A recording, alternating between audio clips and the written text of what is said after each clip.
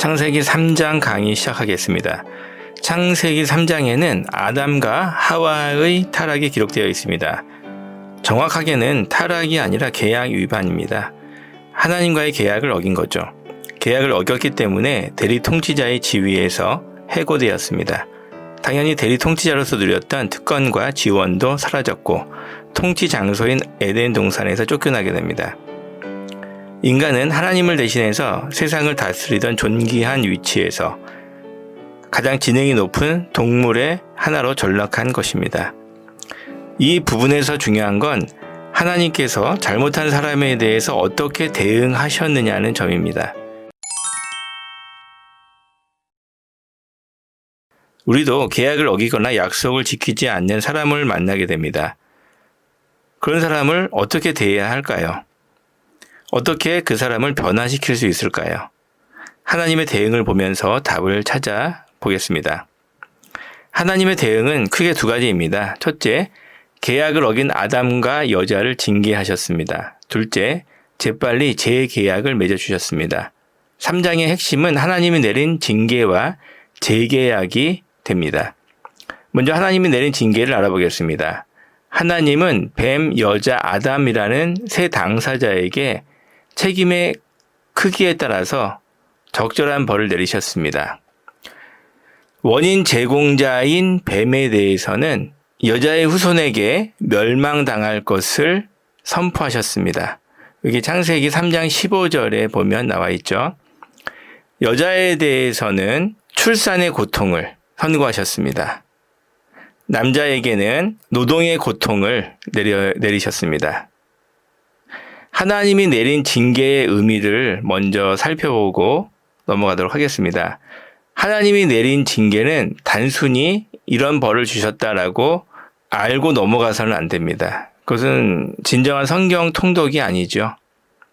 하나님이 왜 이런 징계를 내리셨는지를 합리적으로 설명하고 이해하고 넘어가야 합니다. 하나님이 내린 징계는 벌이지만 동시에 처방이기도 합니다. 즉, 아담과 여자가 잘못한 것에 대해서 하나님께서 그 잘못을 되풀이하지 않을 수 있도록 처방을 내리셨다고 이해하는 것이 바람직합니다. 그럼 하나님이 내리신 처방의 의미는 무엇일까요? 먼저 여자에 대해서 알아보겠습니다. 여자는 출산의 고통을 갖게 하셨습니다.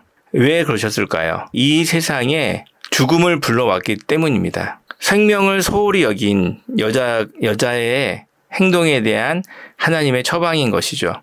하나님은 창세기 2장에서 선악과를 먹으면 반드시 죽을 것이라고 말씀하셨습니다. 창세기 2장 가보겠습니다. 2장 17절 선악을 알게 하는 나무 열매는 먹지 말라. 내가 먹는 날에는 반드시 죽으리라 하시니라. 하나님께서 이렇게 말씀하셨죠. 그러나 이 죽으리라는 하나님의 경고를 여자는 소홀하게 여겼습니다. 가볍게 들은 것이죠.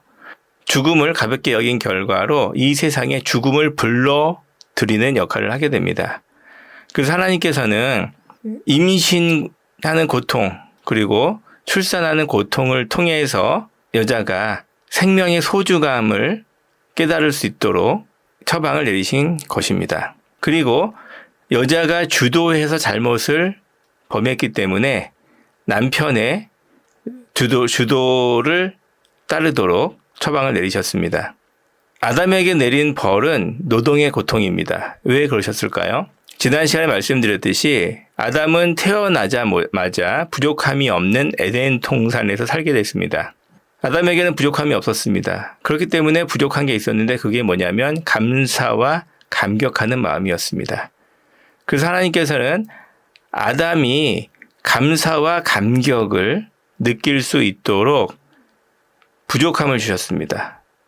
그 부족함을 채우려는 것이 곧 노동이라는 행위죠.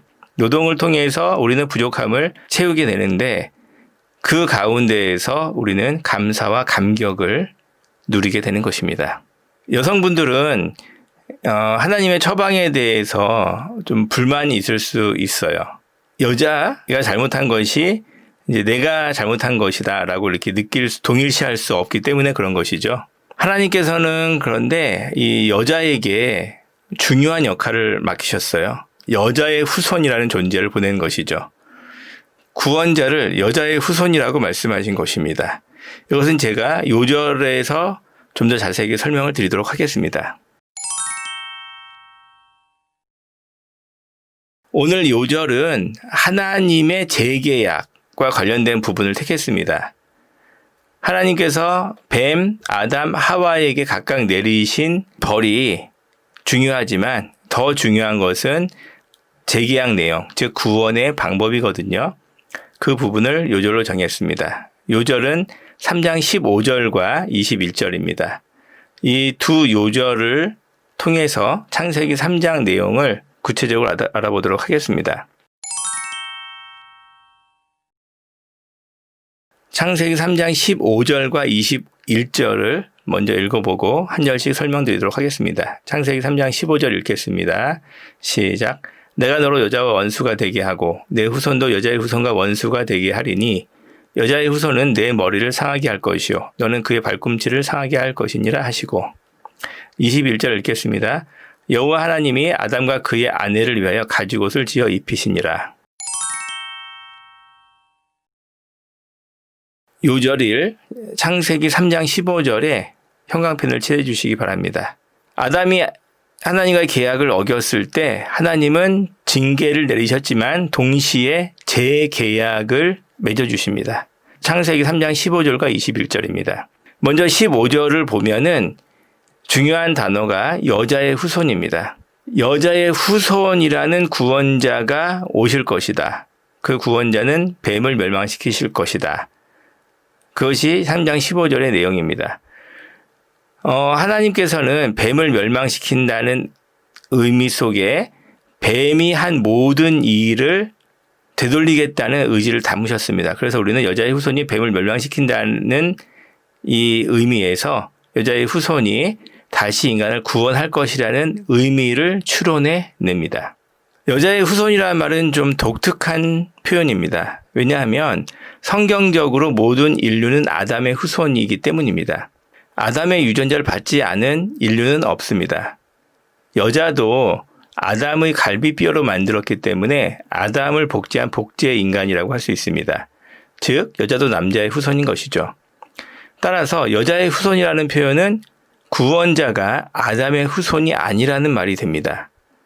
창세기 3장만 보면 이 말이 이해가 안 되지요. 그러나 우리는 복음서에서 예수님이 성령으로 잉태되었다는 사실을 알고 있습니다. 성령으로 잉태되었다는 사실을 이 창세기 3장 15절과 연결하면 예수님의 동정녀 탄생을 예고한 것으로 이해할 수가 있습니다. 구원자는 아담의 후손이 아닌 성령으로 잉태된, 즉 성령으로 인해서 동정녀에게 탄생된 분이라는 것을 알려준다는 것을 알 수 있습니다. 여자의 후손이 뱀의 머리를 상하게 한다는 표현이 있습니다.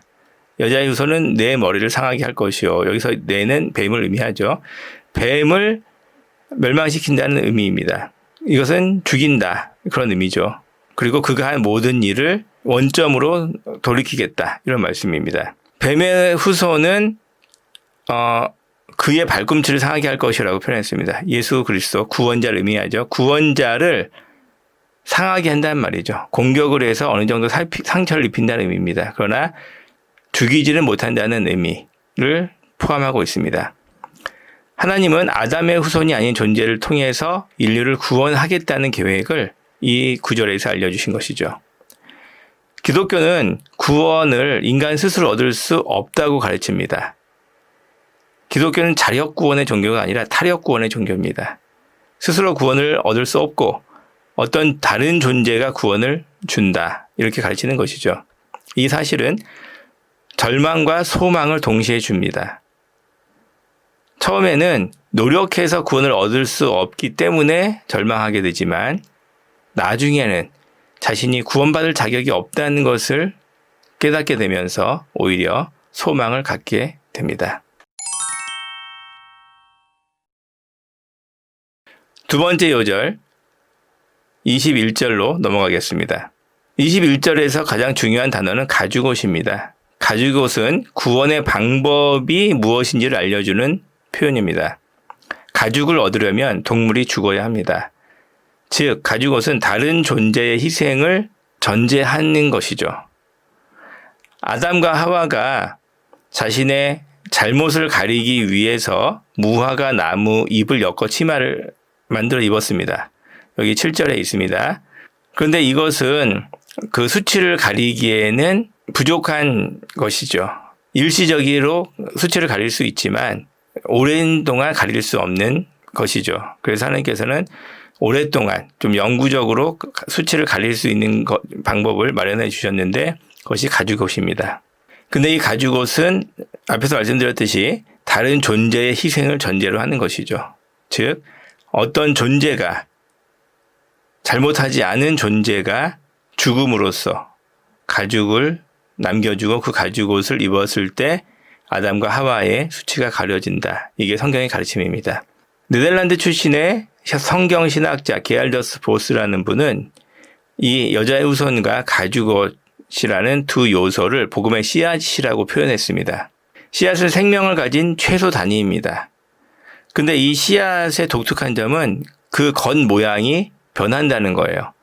사과나무를 생각해 보세요. 사과 씨앗이 땅에 심겨졌는데 그 씨앗이 싹이 나고 묘목이 되죠.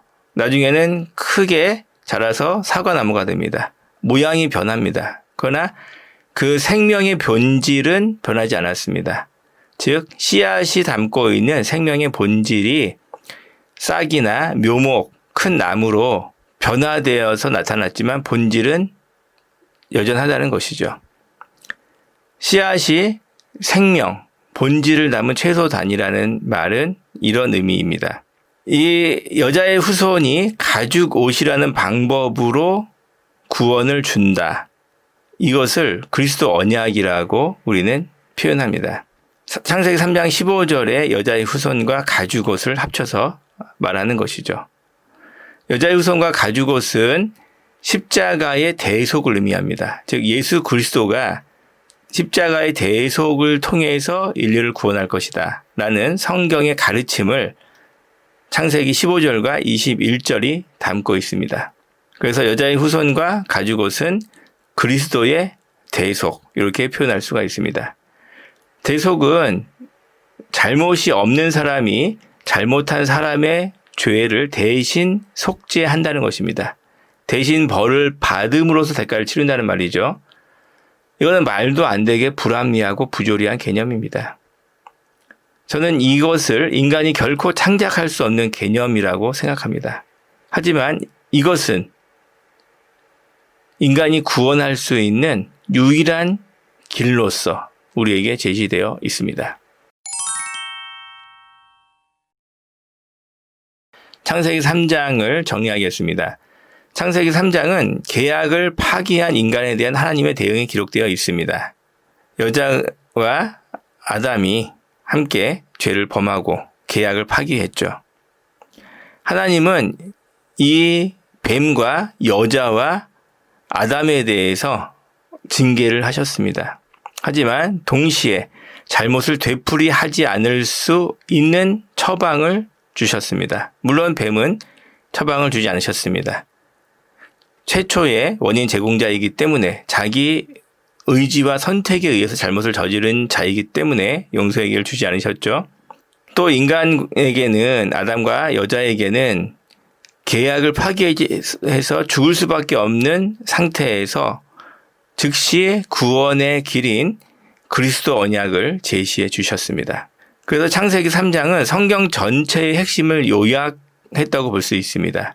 복음의 씨앗입니다. 앞으로 성경은 이 씨앗이 어떻게 싹이 나고 묘목이 되고 큰 나무로 자라는가를 기록합니다. 창세기 3장을 이해할 때 우리는 성경 전체를 이해할 수 있게 됩니다. 이 설명에 대해서 어떤 분들은 좀 비약이 심하다고 생각하실 수가 있어요.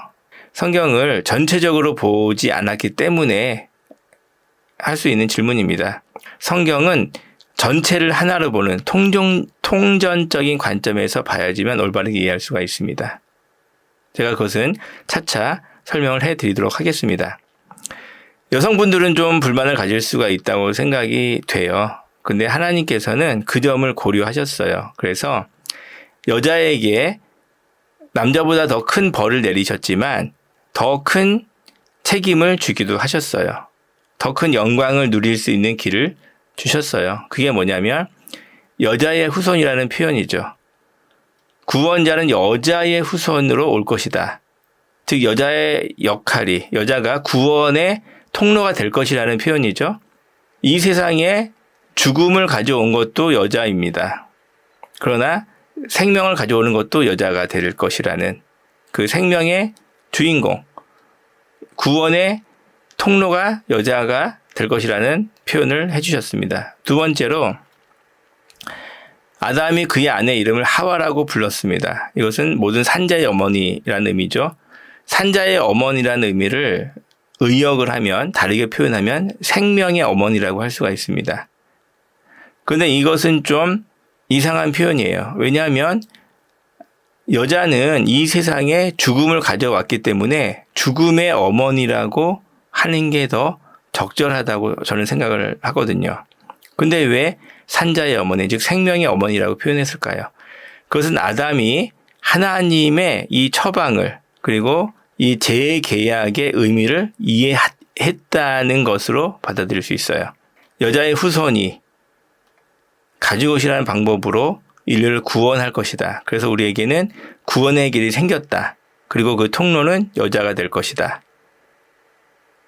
이러한 의미를 이해했고 그 의미를 담아서 아내의 이름을 하와라고 부른 것이죠.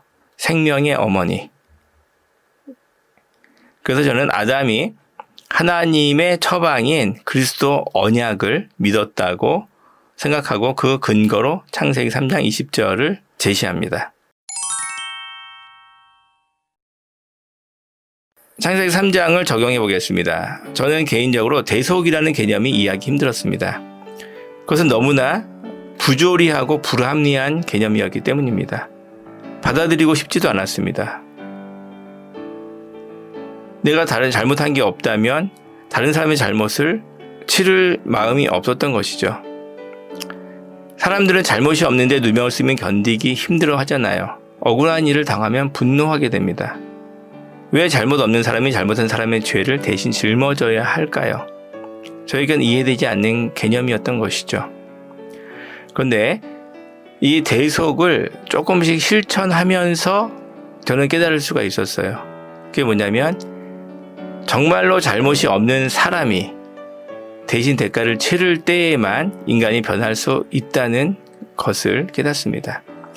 특히 가까운 사람, 자녀들을 보면서 그렇습니다. 자녀들이 잘못을 하고 부모의 말을 안 듣죠. 그때 부모는 화가 날 때도 있지만 대부분 그 자녀들의 잘못을 대신 치르고 잘못을 짊어지는 역할을 합니다.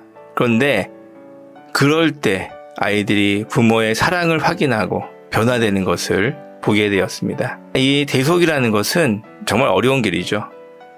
그러나 이것을 내가 받게 되고 또 베풀 때 이 대속을 통해서만 인간이 변할 수 있다는 것을 저는 보게 되었습니다.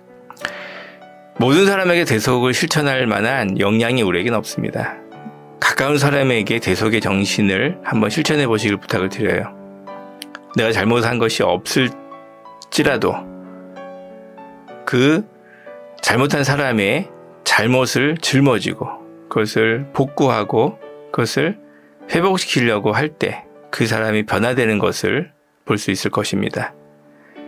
이 미련해 보이고 불합리하고 부조리해 보이는 이 길, 이것이 인간을 변화시킬 수 있는 유일한 길이라는 것을 알게 되실 것입니다. 동시에 예수 그리스도의 대속의 은혜가 더 깨달아지고 예수님을 더 선명하게 볼 수 있게 되실 것입니다. 감사합니다.